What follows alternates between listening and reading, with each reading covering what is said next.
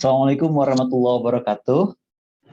Yang kami hormati Bapak Dr. Insinyur Yogi Aga Sorente. Izinkan kami memperkenalkan diri. Perkenalkan kami dari kelompok 9 dengan anggota ada saya sendiri, Rifki Andia Subagisa, NRP 1930-154. Yang kedua ada Raisya Aramela Nurazizah, NRP 1930-153. Yang ketiga ada Clarissa Alpareja dengan NRP 1930-185.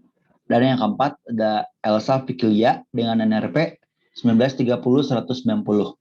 Nah, di sini kami akan memaparkan hasil penelitian kami mengenai pengaruh sistem pembelajaran daring secara asinkron terhadap pemahaman materi mahasiswa teknik industri Universitas Pasundan.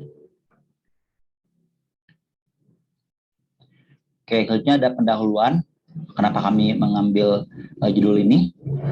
Pada saat pandemi COVID-19 ini mulai terjadi banyak hal yang berubah dan juga banyak sekali penyesuaian yang terjadi dalam kehidupan sehari-hari. Seperti dalam proses belajar mahasiswa yang mengharuskan mahasiswa untuk belajar secara daring. Pada proses pembelajaran daring yang dilakukan, ada dua jenis sistem pembelajaran daring, yaitu secara sinkron dan secara asinkron. Proses pembelajaran secara sinkron dilakukan dengan adanya pertemuan tatap muka secara virtual melalui platform yang ada seperti Zoom, Google Meet, dan sebagainya. Sedangkan pada proses pembelajaran secara sinkron biasanya hanya dilakukan dengan pemberian materi berupa video dan juga file terkait materi pembelajaran yang akan dipelajari oleh mahasiswa. Dua metode pada proses pelaksanaan sistem pembelajaran daring ini memiliki perbedaan yang signifikan. Nah, pada metode pembelajaran secara sinkron, pertemuan perkuliahan dilakukan secara langsung atau virtual dengan dosen. Sedangkan pada metode pembelajaran secara asinkron, tidak dilakukan pertemuan dengan dosen. Akibatnya, timbul suatu permasalahan di kalangan mahasiswa, yaitu kebingungan mahasiswa terhadap materi yang disampaikan secara asinkron tersebut. Permasalahan ini kemudian menimbulkan sebuah pertanyaan, apakah mahasiswa dapat memahami materi yang diberikan oleh dosen walaupun tidak adanya penjelasan dari dosen mengenai materi tersebut. Ini ada perumusan masalah. Di sini kami mengambil dua rumusan masalah. Yang pertama, apakah sistem pembelajaran daring secara asinkron mempengaruhi pemahaman materi mahasiswa teknik industri Unpas? Yang kedua, bagaimana dampak pengaruh sistem pembelajaran daring secara asinkron terhadap pemahaman materi mahasiswa teknik industri Unpas? Selanjutnya ada tujuan, manfaat, dan ruang lingkup penelitian.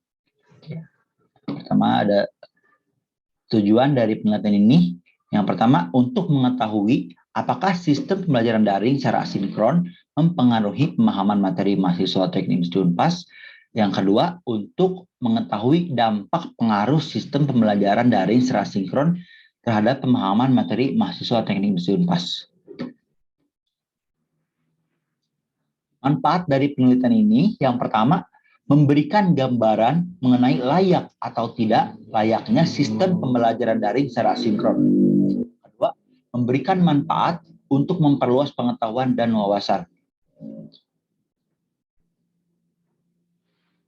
Adapun ruang lingkup dari penelitian ini, dalam penelitian ini hanya membahas atau menganalisis permasalahan yang terjadi berkaitan dengan pemahaman mahasiswa di lingkungan program studi teknik industri Fakultas Teknik Universitas Pasundan mengenai sistem pembelajaran daring secara sinkron yang menjadi salah satu mekanisme belajar mahasiswa saat dosen atau pengajar tidak dapat memberikan materi secara langsung atau virtual kepada mahasiswa.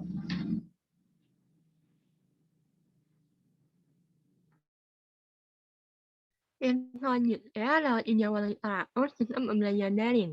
Sistem pembelajaran daring online atau daring dalam jaringan merupakan suatu sistem pembelajaran di mana dalam proses pembelajaran tidak dilakukannya proses pembelajaran tatap muka secara langsung, namun para pelajar dan juga siswa terhubung dalam suatu jaring internet. Dalam proses pembelajaran daring, biasanya proses pembelajaran dilakukan dengan menggunakan platform yang sudah tersedia seperti Google Meet, Zoom Meeting Room, Bitbutton, dan lain sebagainya. Pada proses pembelajaran daring ada dua cara pembelajaran, yaitu secara sinkron dan juga secara asinkron. Dalam proses pembelajaran daring bisa dikatakan pembelajaran daring itu dilakukan dengan beberapa syarat, yaitu yang pertama di bawah pengendalian langsung dari alat dan dari alat lainnya. Yang kedua, di bawah pengendalian langsung dari sebuah sistem yang tidak tersedia untuk penundaan secara segera atau real time. Keempat, tersambung pada suatu sistem dalam proses pengoperasiannya. Yang kelima, bersifat fungsional dan siap melayani. Selanjutnya, sistem pembelajaran daring secara asinkron. Pembelajaran daring secara asinkron merupakan pembelajaran yang menggunakan jaringan internet dan memanfaatkan suatu aplikasi di mana pendidik dan peserta didik bisa berkomunikasi dalam waktu yang tidak sama atau terdapat batasan dan terjadi antara peserta didik dan juga pendidik. Dalam proses pembelajaran asinkron terbagi oleh dua proses pembelajaran asinkron, yaitu asinkron mandiri atau AM adalah proses kegiatan belajar mengajar secara daring yang dilakukan secara individu.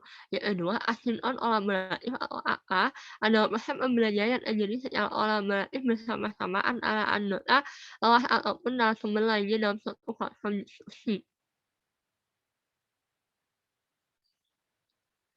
Iya, selanjutnya tinjauan atau aktivitas belajar. Aktivitas belajar adalah suatu kegiatan di mana seorang peserta didik melakukan kegiatan pembelajaran yang mana proses itu dilakukan untuk memberikan perubahan pengetahuan. Menurut Sudirman tahun 2008, aktivitas belajar dapat dijalankan dalam beberapa klasifikasi sebagai berikut. Yang pertama adalah visual activities, yang kedua oral activities, yang ketiga listening activities, yang keempat writing activities, yang kelima drawing activities, yang keenam adalah motor activities. Dan selanjutnya adalah tinjauan literatur kualitas pendidikan. Menurut Kamus Besar Bahasa Indonesia, mutu adalah baik buruknya suatu benda, ada, araf, atau derajat misalnya, kepandaian, kecerdasan, dan sebagainya. Secara umum, kualitas atau mutu adalah gambaran dari karakteristik menyeluruh dari barang atau jasa yang menunjukkan kemampuannya dalam memuaskan kebutuhan yang diharapkan atau tersirat.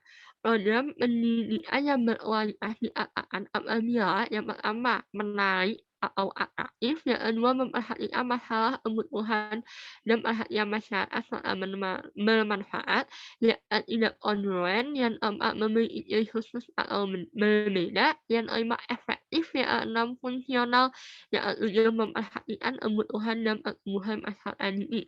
Kualitas pendidikan dapat ditingkatkan melalui beberapa cara seperti yang pertama meningkatkan ukuran prestasi akademis, yang kedua membentuk kelompok sebaya, yang ketiga menciptakan kesempatan belajar baru, yang keempat meningkatkan pemahaman dan penghadaan belajar, yang kelima membantu siswa memperoleh pekerjaan dengan menawarkan kursus-kursus. Selanjutnya ada metodologi penelitian. Yang pertama, jenis penelitian yang akan digunakan oleh peneliti merupakan jenis penelitian deskriptif yang mempelajari masalah yang ada serta keadaan yang ada. Yang kedua, metode deskriptif merupakan suatu bentuk penguraian dan pengklarifikasian yang mempunyai keterkaitan terhadap kondisi yang ada. Yang ketiga, tujuan penelitian deskriptif adalah untuk mendeskripsikan permasalahan pada pemahaman mahasiswa yang ada pada saat ini. Pada penelitian ini, pengumpulan data dilakukan dengan menggunakan kuesioner yang diberikan kepada mahasiswa Teknik Industri Universitas Pasundan. Selanjutnya ada variabel penelitian. Dalam variabel penelitian, sesuatu yang akan dijadikan objek dari pengamatan dalam sebuah penelitian dengan tujuan untuk mempelajari penelitian ini dan mendapatkan informasi tentang penelitian ini. Selanjutnya ada kuesioner. Kuesioner merupakan suatu teknik dari pengumpulan informasi dari responden. Menggunakan kuesioner dapat diukur apa yang ditemukan dalam hasil kuesioner. Dalam kuesioner penelitian kali ini, yaitu kuesioner dengan pertanyaan dan menjawab dengan menggunakan penentuan skala dalam kuesioner. Skala pada penelitian ini juga menggunakan skala ordinal, yang dimana skala ordinal ini skala berjenjang yang memiliki jarak tidak sama sehingga dibuat suatu urutan peringkat yang menyatakan hubungan lebih atau kurang dari. Skala yang digunakan sebagai berikut. Ada SS, sangat setuju, ada S, setuju, ada CS, cukup setuju, TS tidak setuju, dan STS sangat tidak setuju. Dengan bobot nilai, untuk SS ini bobot nilainya 5, untuk setuju ini nilainya 4, untuk cukup setuju ini nilainya 3, untuk tidak setuju ini nilainya 2, untuk sangat tidak setuju ini nilainya 1. Selanjutnya ada tahapan penelitian. Yang pertama ini ada studi literatur. Studi literatur ini merupakan tahapan pengumpulan referensi teori melalui teks buku, penelitian terdahulu, peraturan-peraturan, dan sumber informasi lainnya yang berkaitan dengan topik penelitian. Nah, studi literatur ini meliputi yang pertama COVID-19, yang kedua sistem pembelajaran daring, yang ketiga sistem pembelajaran daring secara asinkron, yang keempat aktivitas belajar, yang kelima kualitas pendidikan. Selanjutnya ini ada pengumpulan data. Dalam proses pengumpulan data ini ada beberapa cara yang dapat dilakukan untuk mendapatkan data yang akurat. Di antaranya adalah dalam bentuk wawancara, observasi, dan kuesioner. Karena penelitian ini berlangsung pada keadaan pandemi, maka penelitian yang akan dilakukan oleh peneliti adalah kuesioner menggunakan Google Form. Selanjutnya ada analisa data. Ini data yang diperoleh dari hasil kuesioner Google Form akan disusun secara sistematis agar bisa menguraikan atau menggambarkan bagaimana suatu proses terjadi atau berlangsung, tindakan apa yang terjadi, dan bagaimana tindakan tersebut dilakukan. Selanjutnya ada proses perhitungan yang kemudian dapat dihitung dan dibandingkan dengan kriteria yang peneliti tentukan berdasarkan nilai terendah dan nilai tertinggi dari hasil kuesioner. Nilai terendah dan tertinggi itu masing-masing peneliti ambil dari banyaknya pernyataan dalam kuesioner dikaitkan dengan nilai terendah dan nilai tertinggi yang ditetapkan. Selanjutnya ada analisa hasil. Analisa hasil yaitu tahap pemaparan hasil survei, masalah yang ada di wilayah penelitian, hasil analisis yang telah dilakukan, serta solusi alternatif untuk masalah yang terdapat di wilayah penelitian. Yang terakhir ada kesimpulan. Kesimpulan dan saran merupakan tahap yang berisi tentang pokok-pokok dari hasil pembahasan, solusi alternatif untuk masalah yang ada, dan saran untuk memperbaiki masalah yang ada di wilayah penelitian.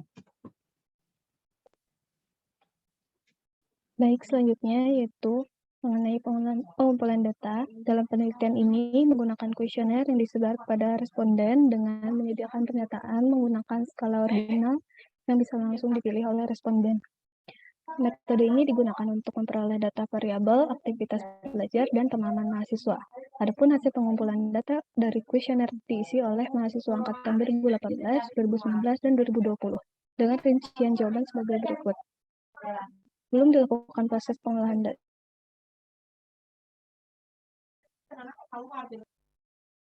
Selanjutnya,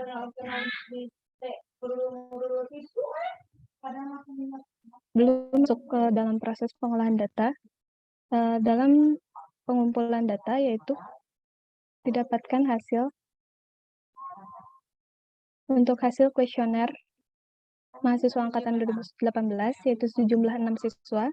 Kemudian hasil kuesioner mahasiswa angkatan 2019 berjumlah 64 mahasiswa. Selanjutnya yaitu hasil kuesioner mahasiswa angkatan 2020 sejumlah 31 mahasiswa. Selanjutnya yaitu pengolahan data.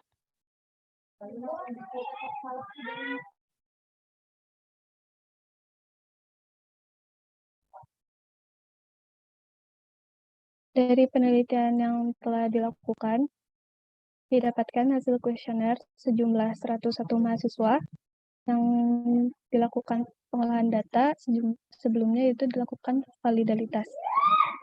Uji validalitas. Uji validalitas merupakan suatu pengujian untuk sejauh mana suatu alat ukur mampu mengukur yang ingin diukur. Pada penelitian ini kami menggunakan pengujian validasi menggunakan korelasi produk momen. Pada penelitian kali ini perhitungan dilakukan dengan contoh yaitu pertanyaan ke-1, mendapatkan R sama dengan 0,662.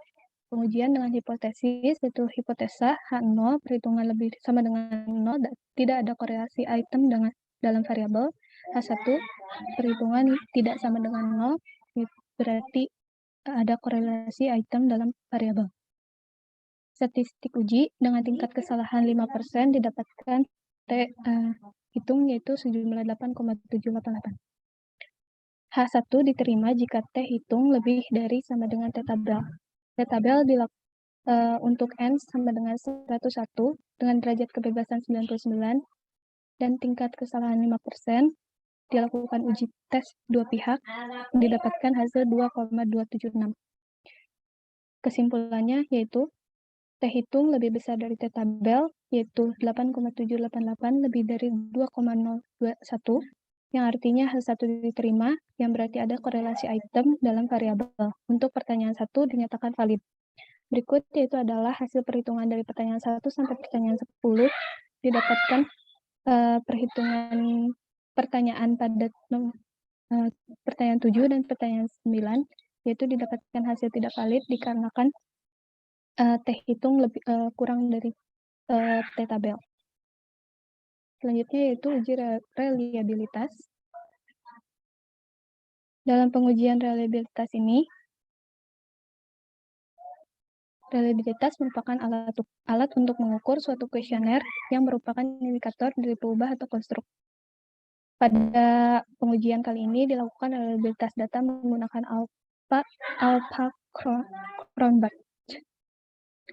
Pada perhitungan kali ini didapatkan SI kuadrat yaitu 5,057, ST kuadrat yaitu 16,679, sehingga didapatkan R sama dengan 0,774. Hipotesa yaitu H0 perhitungan sama dengan 0 berarti data tidak reliable. Kemudian H1 perhitungan tidak sama dengan 0 berarti data reliable. Statistik uji dengan tingkat kesalahan 5% didapatkan T hitung sama dengan 3,669. Untuk T tabel yaitu didapat untuk N sama dengan 10, derajat kebebasan 8 dengan tingkat kesalahan 5%, uji tes dua pihak didapatkan hasil 2,751. Sehingga kesimpulannya yaitu T hitung lebih besar dari T tabel yang senilai 3,669 lebih dari 2,131. Kemudian yang artinya H1 diterima yang berarti data tersebut reliable. Baik, selanjutnya yaitu untuk pengolahan data penelitian. Dalam pengolahan data penelitian dilakukan dengan cara mencari modus pada bobot jawaban dari setiap pertanyaan, sehingga akan diketahui pendapat dari responden terkait pertanyaan tersebut. Berikut adalah hasil dari pengolahan data pada variabel aktivitas belajar. Kemudian berikut hasil pengolahan data pada variabel pemahaman mahasiswa.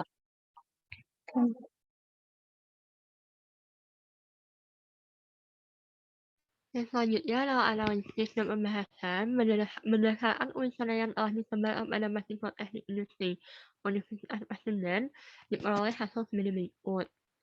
Dengan ini, hasil dari pertanyaan 1 dari angkatan 2018, 2019, dan 2020 bahwa mahasiswa pertanyaan S1 setuju dengan total yaitu 44, pertanyaan S2 bahwa mahasiswa setuju dengan total yaitu 44, pertanyaan S3 bahwa mahasiswa cukup setuju dengan total yaitu 38, pertanyaan 4 bahwa mahasiswa cukup setuju dengan total yaitu 36, pertanyaan kelima bahwa mahasiswa cukup setuju dengan total yaitu 42, pertanyaan 6 bahwa cukup setuju dengan total yaitu 46, pertanyaan 7 bahwa mahasiswa setuju dengan total yaitu 48, pertanyaan 8 bahwa mahasiswa cukup setuju dengan total yaitu 39, pertanyaan 9 bahwa mahasiswa salah setuju dengan total yaitu 52, pertanyaan 10 bahwa mahasiswa setuju dengan total yaitu 54.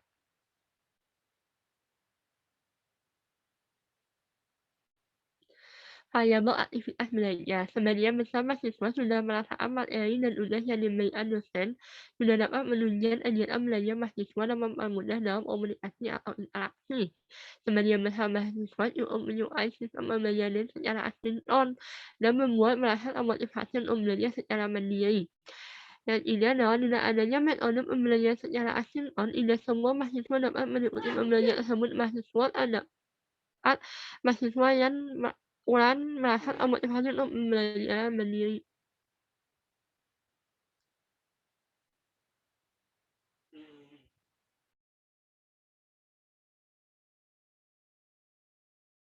Yang selanjutnya adalah variabel pemahaman mahasiswa. Sebagian besar mahasiswa merasakan peningkatan pemahaman dari sistem pembelajaran dari secara asinkron. Yang selanjutnya mahasiswa merasa kesulitan dalam memahami materi dan saat pengerjaan tugas pun masih terdapat kesulitan. Yang ketiga, selain dari penjelasan langsung dari dosen, mahasiswa pun masih memerlukan referensi lain yang dapat menunjang pemahaman materi. Yang keempat, ada banyak mahasiswa yang masih merasa kesulitan dalam memahami materi, maka kebanyakan dari mahasiswa membutuhkan penjelasan materi dari dosen secara langsung.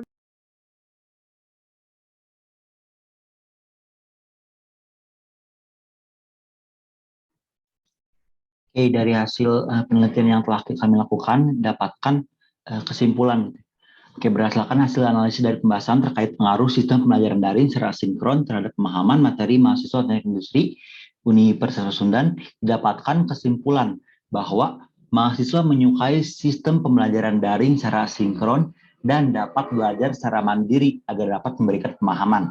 Namun dalam hubungannya dengan pemahaman mahasiswa, dari sebagian mahasiswa masih memerlukan penjelasan materi dari dosen secara langsung ataupun perlu adanya pencarian referensi belajar lainnya untuk meningkatkan pemahaman dari mahasiswa.